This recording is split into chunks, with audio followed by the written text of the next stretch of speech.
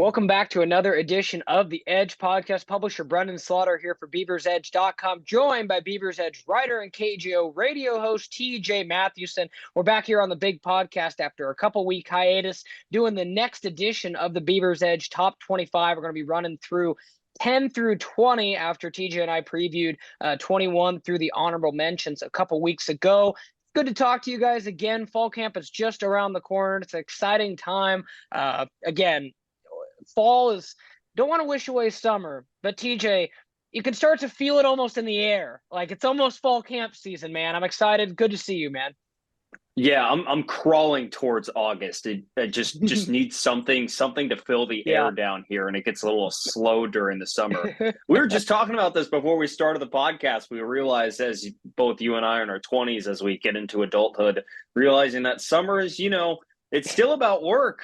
Yeah, and the work slows down quite a bit in the summer when there's no football going on. So it's good. Yeah, it'll be exciting, and looking forward to just about 2 weeks till we get back out at the pro throw practice field. That should be fun.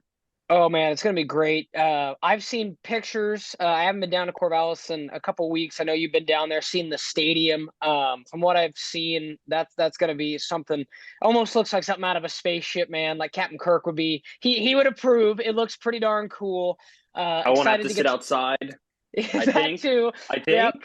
Poor TJ was out in the auxiliary seating for the Oregon game last year and was had a few little hotties in his gloves to keep him warm. You would think having a giant winter jacket with a hood over your head outside would be perfectly fine. Yeah, for sitting outside, but no. See, it's okay though.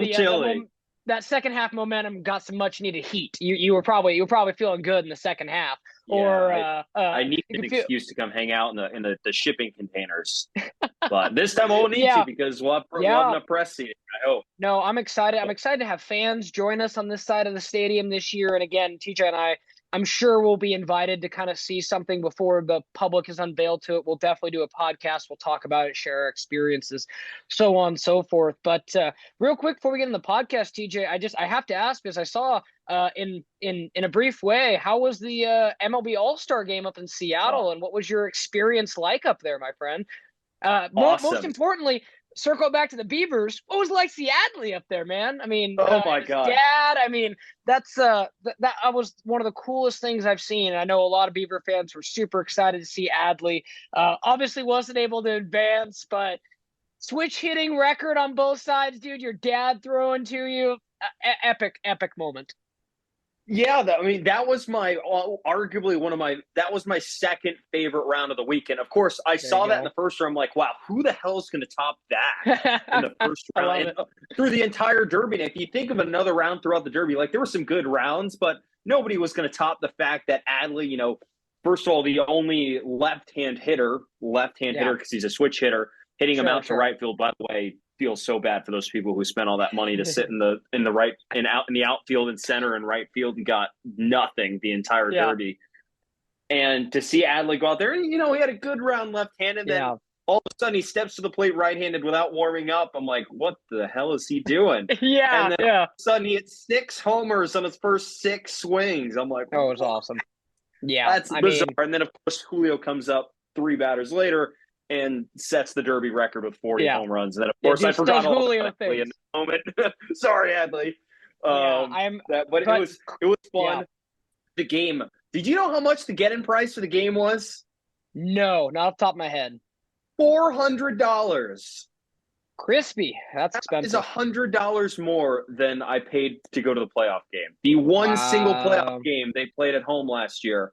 Wow. The first one in 2 decades was cheaper than going to an exhibition all-star game. Okay, that's interesting. Yeah, that's definitely interesting because, I mean, would you expect, like, say Portland ever hosted an NBA all-star game, which is the only thing they could probably ever host one day. Maybe MLS. Do they do an MLS all-star break? I think maybe. Yeah, they do. I think so. Something along those lines. Would you expect to be? I mean, I could see it being about that. I could see it. But the thing I think about it is what I was most disappointed about is that the Major League Baseball All-Star Game is by far the most popular one and the most, say, destination oriented. Like, say like you wouldn't go travel to an NBA All-Star game. Sure. I wouldn't Yeah. assume you would. I Sure. wouldn't. Yeah. No, probably not. Probably not. No. But for the baseball one, people do, because there's the draft around it, and there's the derby, and then there's the game, which the game is actually quality because you can't half-ass a baseball game. But it was kind of disappointing not getting to actually go into the game. I did not purchase a game ticket because it was so expensive. I went to a watch party instead. But Derby was good, and the Futures game was fun as well. It's always good to have the national sports world centered on a region of the country in the Pacific Northwest, which never gets that. Never, ever. It's awesome. It's awesome. Fun. Yeah, that's definitely awesome. And I bet you could hear the collective screams from Corvallis all the way up in Seattle. Adley was the second crowd favorite. Yeah, he was. Awesome. I saw a lot of Rutschman jerseys, and I don't think all these people flew from Baltimore. Yeah, no, he's super special, man, and just had to give him a shout out. I saw you were up there and knew he had an awesome moment, and we hadn't podcasted since, so had to do a little sidebar to check in with that. But down to brass tacks, as they say, TJ and I are definitely a little deeper into the Beavers Edge list than last time we talked to you guys. We went 21 through the honorable mentions, which was tight end Jack Velling, defensive back Alton Julian, linebacker John McCartan, defensive lineman Joe Golden, and tight end Jake Overman, plus the honorable mentions. And now we're going to run through 10 through 20, and then we'll be doing the 1 through 9 debut ahead of fall camp as well. So we'll be running that down before the start of fall camp again. First week of August, make sure to stay tuned. BeaversEdge.com, TJ, me. We'll be bringing you guys in-depth, exclusive news on DJU and your Oregon State Beavers. So no other place you're going to want to be. TJ, without further ado, let's go ahead and kick it off, man. Number 20, defensive lineman Isaac Hodgins. What are your thoughts on Isaac coming back for what I believe is his 6th season this year?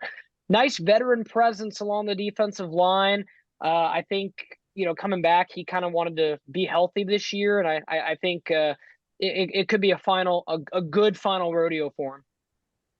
And you can never really have too many big bodies on your defensive line. I can still remember that Fox Sports graphic from 3 years ago when they played UW, noting the fact that Oregon State didn't have any 300-pound defensive linemen on their defensive line. And Isaac Hodgins has been here this whole time. It was nice to see him in spring. He had a little bit of a pass rush giddy up to him in spring, which, as we know on the defensive line, there is nothing more valuable than having interior defensive linemen who can get pressure on the quarterback. We'll see how it looks in fall, and we'll see how it translates into the game. But a healthy Isaac Hodgins, he's got all these tricks in his bag, and that's an enticing option there. I think this is, about right. He's a pretty important part of that defensive line. Not even really pressuring the quarterback. The Beavers are going to need to be stout there in the middle with a bunch of these really, really good backs in the Pac-12. Yeah, no doubt. I think the experience, the leadership, and then hopefully, now a couple seasons removed from his injury, should be playing some of his best football, no doubt. Up next, number 19, Jaden Robinson. TJ, big things expected out of Jaden this year. Definitely a player we could end up needing to move higher on the list by the end of the season, given that we expect him to compete for a starting job. I don't know if there's ever been a guy who's been more patient in waiting for his time than Jaden Robinson, who now is in his final year and has really just played the long game.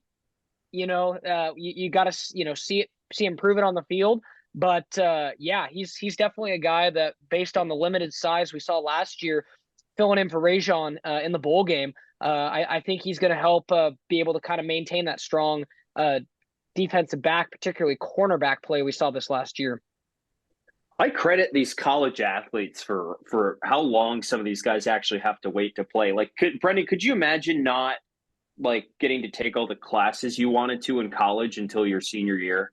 Like you just kind of spent the first 3 years doing nothing. Well, actually, funny enough, Brenden, that kind of sounds like how it is sometimes.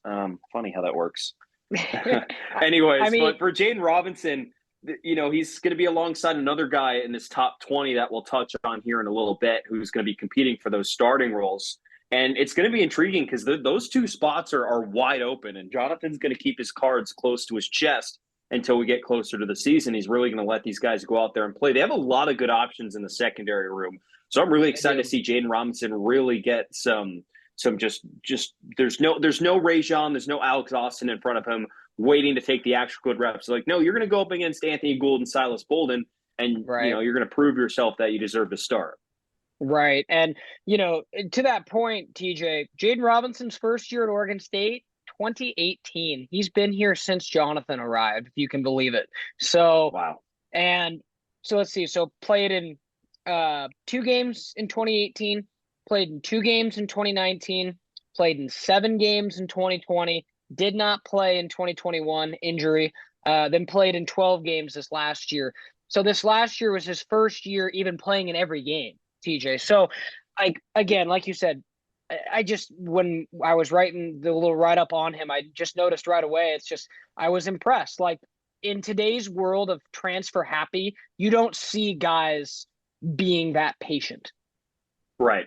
Like, think of yourself, Brenden. Are you a patient person? Like, I don't think I don't consider myself for what, like, some of the self-evaluation I've had of myself in the last few months. I've realized I'm not a patient person at all. So when we talk about patience and to fully get something, you have to wait 6 years for it. Like, man, like, it's like, where are you going to be in 6 years? No, I don't know. I mean, I don't know where I'm going to be. So it's funny to think about. I'll say this, and maybe someone will chime in and say something else. TJ, I don't think you can be a super successful sports writer with patience. Or broadcaster or whatever. You've got to be go, go, go, go, go all the time, I think, to be really good at this. And it's like, patience, it's a virtue, but I'm with you on that. It's definitely, it takes a lot. And I think it shows a lot about Jaden's character and the kind of person that he is. And, based on what we heard from the upperclassmen that TJ mentioned, I do think there's going to be a very little drop-off, if a drop-off at all, because, I think he's a very talented guy. He got in the mix, played well against Florida. And, there might be some rough spots early on, but I think, like TJ said, there's a lot of really nice options in that defensive backfield. Arriving at number 18, Easton Mascarenas-Arnold, new inside linebacker starter, presumed, as everything's still to be worked out. But reading the tea leaves in fall camp, with him being with spring practices, with him being with the ones almost exclusively, he seems primed to take over one of those spots departed by Kyrie Fisher and Omar Spates. The other inside linebacker spot up for debate, but Easton had some great moments last year. I think, if you can even say it, I think the Beavers inside linebackers might be more athletic and actually a little bit better this year. Interesting. Based on, say, Kyrie, or are we talking just collective? So Kyrie and Omar, based on the analytics, were great run stoppers. They were not necessarily great guys defending the pass if they were drawn out to a receiver or a tight end or something like that. Not to say they weren't solid. They were great players when they were here. But, some guys are better at some things than others. When in a reserved role, Easton Mascarenas had the pick 6 against Washington last year. I was like, whoa, okay, so this guy can play, and he's instinctive, and he can stop the run. So not to say that those guys weren't great. I'm sure Oregon State would have loved to have Omar alongside Easton this year, because I think Easton was going to be a stud whenever he came up. But now that both those guys are gone, a lot of the onus is going to be on Easton, because we don't know if it's going to be Mason Tufega, if it'll be John Miller. Either one of those guys have, in the case of Mason Tufega, I don't think he played much at Utah, if at all. And then John Miller, pretty reserved kind of special teams type roles. So Easton's going to be asked to do a ton at that inside linebacker spot. I think he's fully capable, though. Real talented player, and I like him a lot.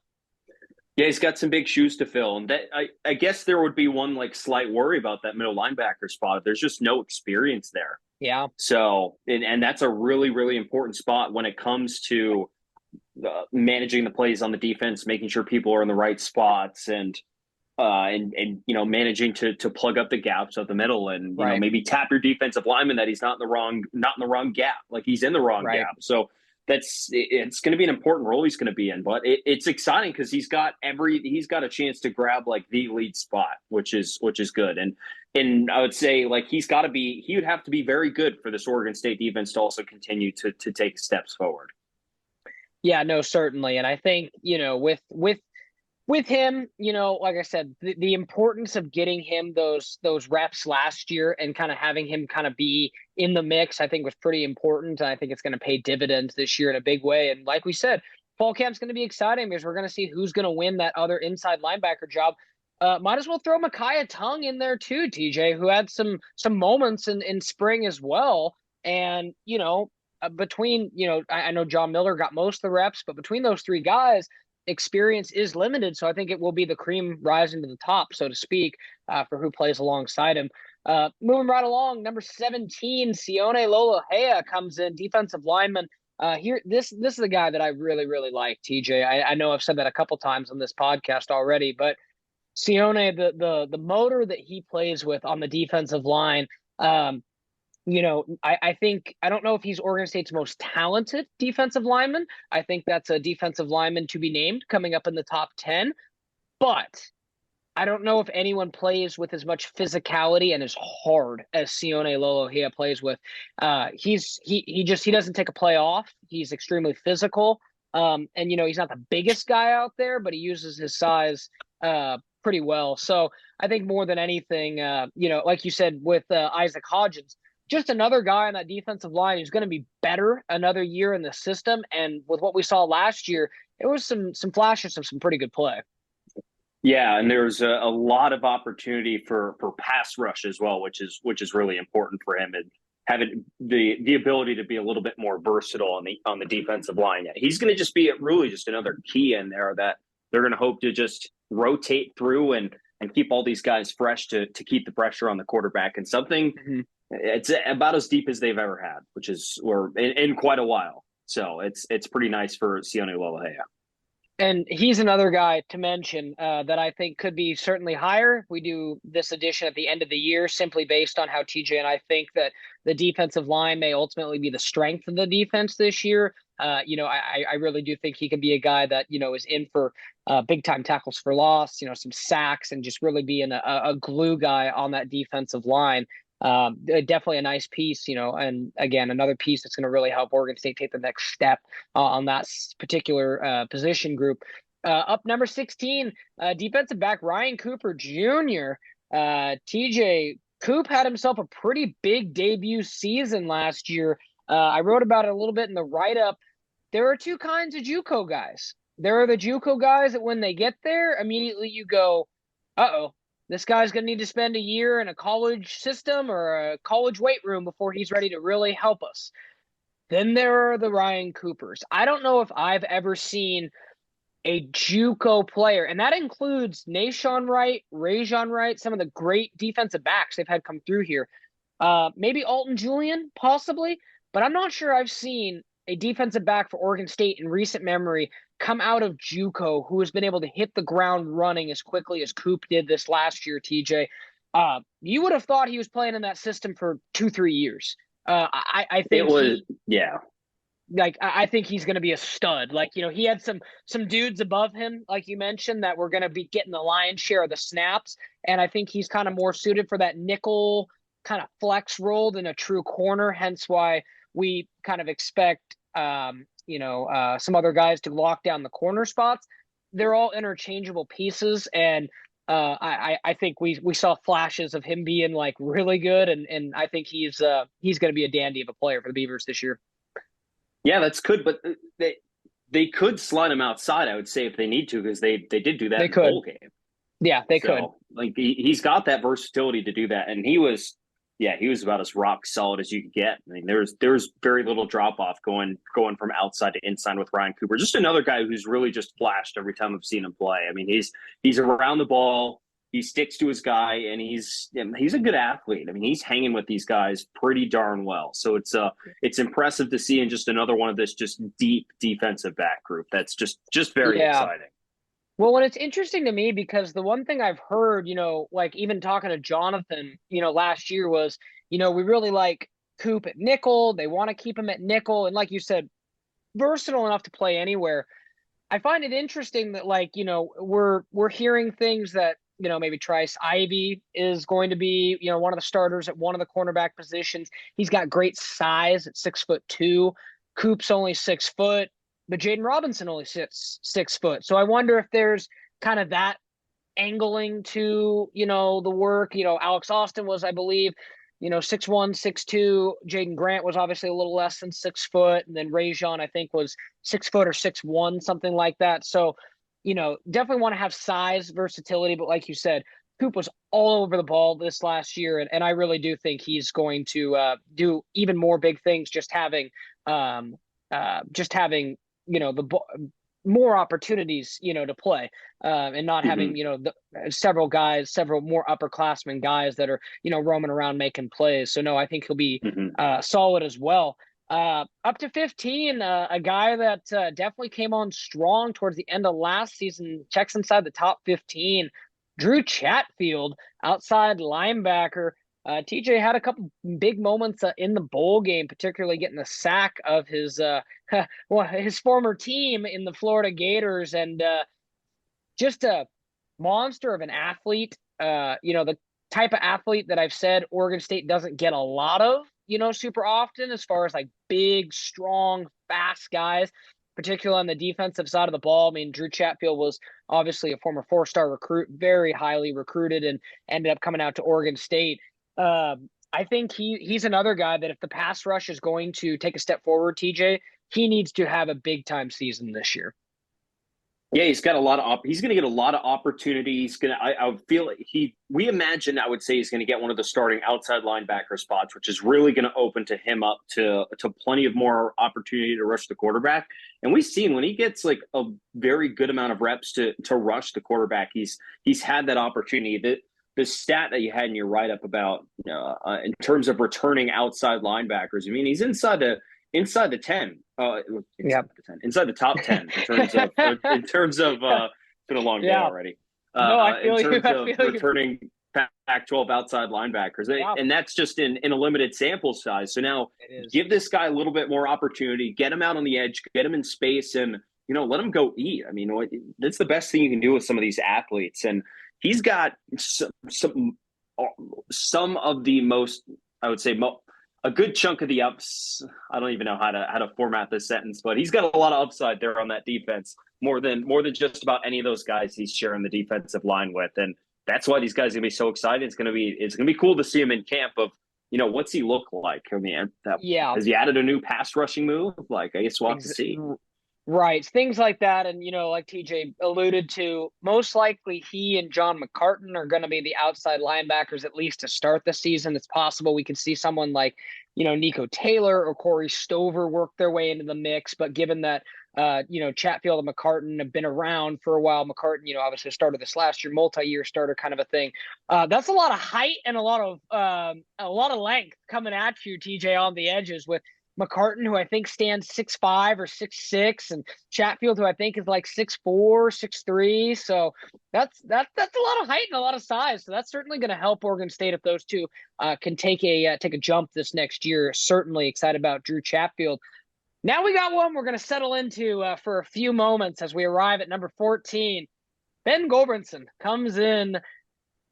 Quarterback, not expected to be the starting quarterback in TJ or I's eyes. We'll go ahead and get that out of the way now.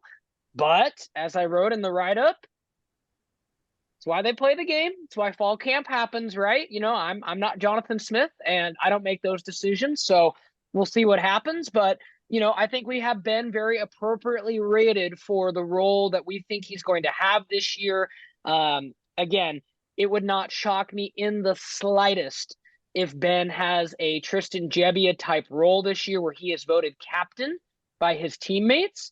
I don't doubt that he's going to be, potentially a terrific mentor to, Aiden Childs and maybe DJ. And who knows, football is an interesting game and injuries happen or, whatever. But at this point, I'm still very confident in my choice. I think DJ will win the starting quarterback job, and I think the future still belongs to Aiden Childs. So that kind of leaves Ben in a bit of a middling ground. But as I mentioned, there may not be a quarterback on the roster who has more respect from his teammates than that guy right now.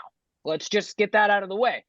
DJ or Aiden hasn't played a snap for these guys. Ben went 7-1 as a starter. Oregon State does not go to the Las Vegas Bowl. They don't win the Las Vegas Bowl without Ben at least game managing. We'll go ahead and leave it open for debate on everything else, but at the very least, game managing, TJ. It's also reasonable to assume that he's going to improve. I'm not sure how much he can improve. Some of his weaknesses that he did have were a little bit more stylistic than necessarily like just working on it, and maybe some physical limitations. But again, I stand by, like I said, I don't know if there's a guy in that quarterback room that has the endearment of every single one of his teammates more than Ben. And that's because of all the weird stuff that happened with Chance Nolan last year and that weird journey, TJ. We're still trying to find out what happened. The thing for Ben, he has like the cards in his hands. He has the opportunity to play out a full camp, get better. He could stay the whole season, right? If he wants to, no problem. Yeah. He's a graduate. So as you mentioned, he could go anywhere, anytime he wants because he's a grad transfer. Grad transfers can have the freedom to pretty much do what they want because they have a college degree. So he's made the choice as of now to participate in camp. Now, I believe once camp starts, he probably can't go to another camp and play. That would also probably be a bad coaching decision on the other side, getting someone who doesn't know your system at all. But he's going to give himself the opportunity to win another job. Yeah. He can finish out whatever he needs to at Oregon State, get his master's, and then transfer somewhere else if he wants to. I mean, that's it, right? Yeah, or he could go out and win the job. I mean, we don't know. They haven't named anyone yet. Like, we do think DJ's going to win the job. Yeah, but like you said, injuries always happen. DJ gets hurt on the first day of camp, and everyone uproar comes across Corvallis, and the season's over. It's like, oh well, Ben went 7-1 last year. Like, it's one of those things. To me, where obviously, TJ, you weren't here. I believe you were down living it up in the Valley of the Sun. But during this, it's not exactly the same, but it has some really interesting vibes in the same way. 2016, Oregon State that year has its most successful season under Gary Anderson. They go 4-8. There's the headline, right? Most successful. There's the headline. But most importantly, TJ, after a dreadful start, and I think they were 2-8, they won their last two, beat Arizona, beat Oregon. Marcus McMaryion was the quarterback, helped lead the win over Oregon with Ryan Nall, beat the great streak. Again, I don't think Beaver fans have anything positive to say about Gary Anderson, but even as I tell people all these years later, well, at least someone beat the Ducks, in that particular stretch. I think there were about 7 or 8 years at the time. But regardless, putting a wrap on that, the Beavers went out that offseason and recruited Jake Luton. From the moment that Jake Luton was on campus, we heard Gary Anderson say, we really like Jake Luton. We really like Jake Luton. Really like Jake Luton. Jake Luton and Marcus McMaryion went toe-to-toe for about 2.5 weeks. Jake Luton won the job. Marcus McMaryion was a graduate. He went to Fresno State, if I'm not wrong, proceeded to have back-to-back 10-win campaigns in his final 2 years. And beat ASU. So, see, there you go. So, I don't think that's similar because I think I think Jake Luton was great, but I think DJ obviously has much higher ceiling than that, and I think the situation's different. But it's one that I think is very interesting for the fact that you mentioned graduate. With all that, I don't expect Ben to lose the job and leave, but TJ's right. The opportunity could be there. It's open for him being a graduate, so I think it's definitely something to keep an eye on. But with all that said, I think Ben is one of the best backups to have in the conference. And if he doesn't end up winning that job, I think certainly it's going to be he serves a valuable role on this team, and that's why we placed him where we did on the roster, despite the fact that he might not play all that much this year. Let's go ahead and move along as we got to charge ahead through the final four here to go ahead and wrap up the podcast. Pair of running backs up next. We'll start at number 13 with Jam Griffin.